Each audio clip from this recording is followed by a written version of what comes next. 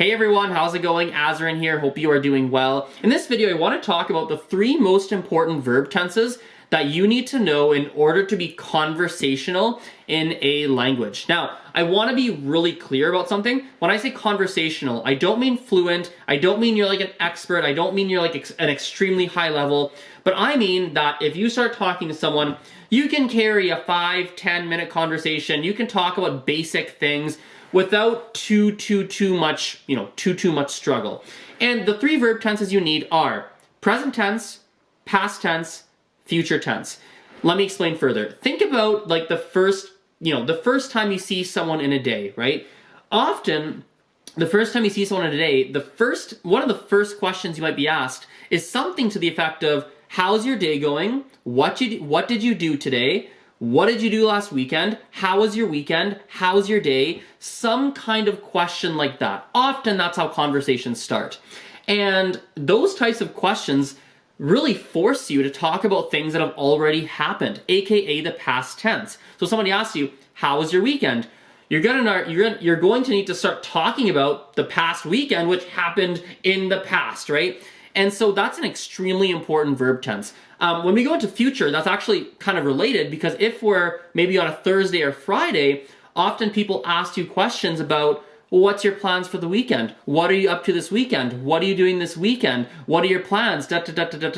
Which now is talking about future tense. So that again, these past and future are really, really key. And weirdly, I find they don't actually get as much credit as they should. I feel like often, especially for a beginner speaker, there's a lot of focus put on the present tense. I eat, I walk, I work, I do this, he does this, present, present, present, present, present.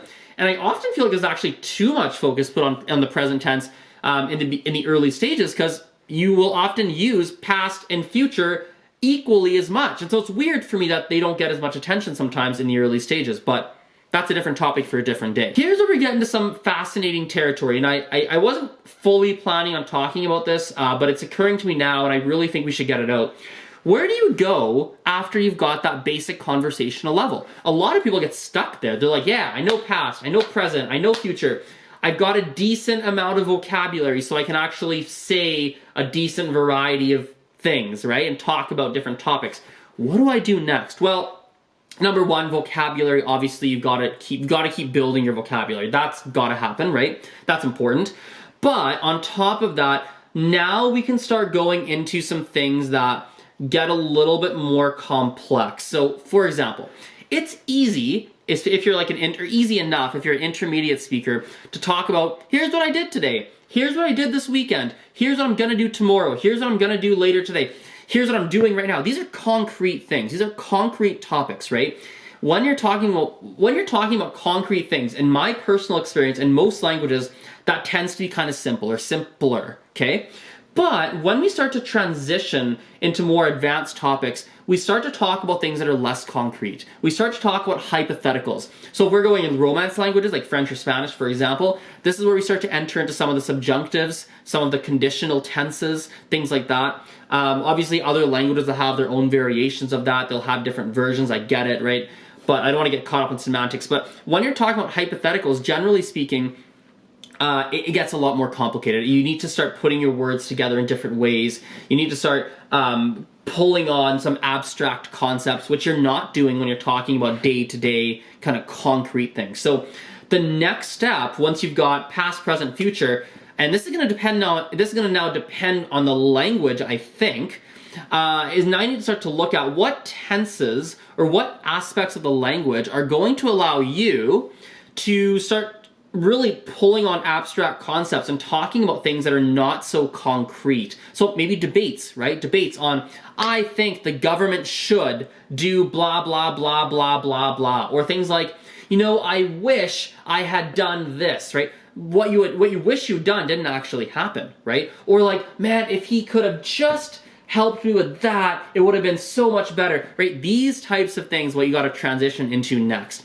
And that is actually, a lot of people talk about this intermediate plateau of getting stuck at the intermediate level.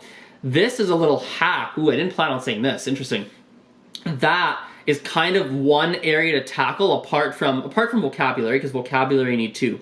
but that kind of abstract concept, you know, like talking about this abstract concept, we got there eventually, talking about this abstract concept, that's kind of the unlock that's going to help you cross or like, I guess, overcome that plateau and move more into like that advanced sort of level. So anyway, hope you guys liked that video. I really did. I think that was pretty freaking strong. If you liked it, I rarely ask for things. I'm gonna ask for something here. If you like that video, I'm asking for a share. I'm asking for you to share it, Facebook, Twitter, wherever you want, Instagram, whatever, right? Just share it. I really appreciate that if you like this video. So anyway, have a good day, and we'll chat later. Bye for now.